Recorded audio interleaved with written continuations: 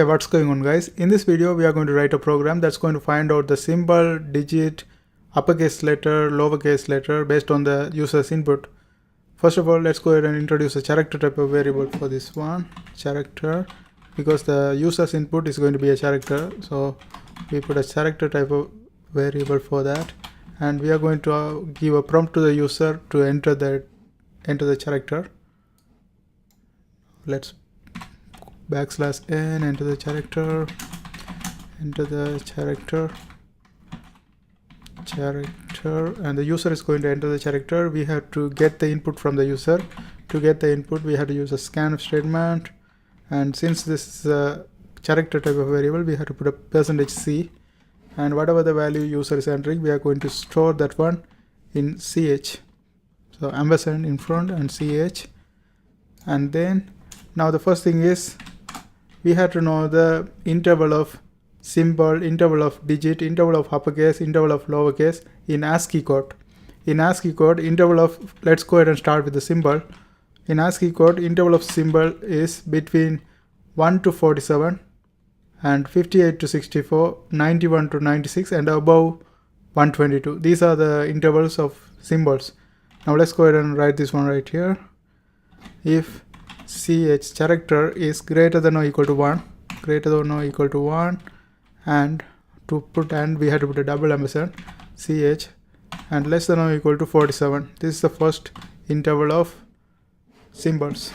Now the next thing is, now we have to continuously put or to put or we put a double pipeline like this. And then next thing is we have to put an interval of 58 to 64. For that one, I create another bracket, character greater than or equal to 58 and character less than or equal to 64. This is another interval. The next interval is 91 to 96. Let's copy this one down, or let's copy the whole thing and paste it right here. And this is 91. And this one is 94. Okay, these are the 96 actually, 96.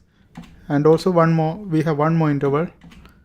That is not interval, that is one character is above 122. If the character is above 122, that's also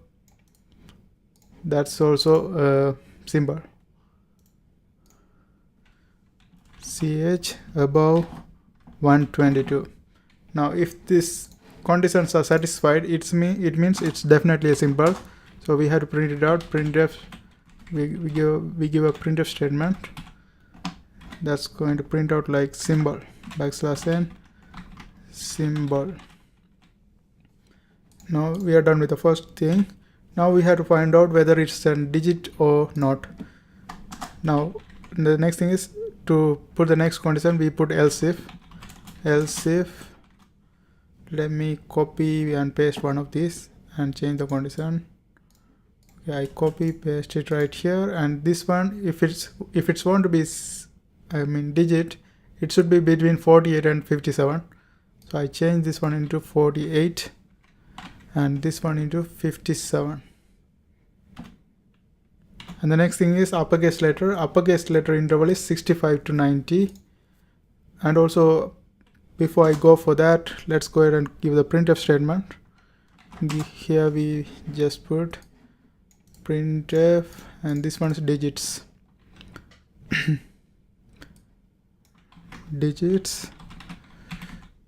And then the next thing is, again we have to put an else if statement. In this one, we are going to write the interval for uppercase letter. Uppercase letter is 65 to 90. 65, and here we have to put 90. And then here we have to put uppercase. Copy paste it right here, and this one is uppercase.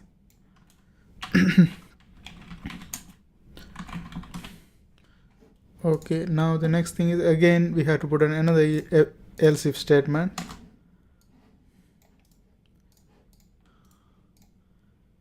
In this one, the interval is 97 to 122. 97 to 122 for lowercase, 97 to 122, 122 for lowercase. This one should be lower. Okay, that's it. Now it should work. Let's go ahead and run this one and see what we get. Okay, run this one, and it's asking you to enter the character. Let me leave a space for this one. Okay, let's run this one. It's asking to enter the character. If I put a small a, it's going to print it like lowercase, and let's put a uppercase, capital A, and I am entering. It's putting uppercase. Let's put a symbol. I put and it should print out symbol. And let's put a number. Let's put 5. It should print digits. And that's how we do that. I hope you guys find this video helpful. Thanks for watching. And if you are trying to learn C or C++, C or C++ programming, there are a bunch of videos in my playlist. I hope you guys watch that too. And if you are trying to access these codes, it's in my blogger. I put the link of my blogger in the description, so you can go ahead and access them. And also don't forget to subscribe. See you next time.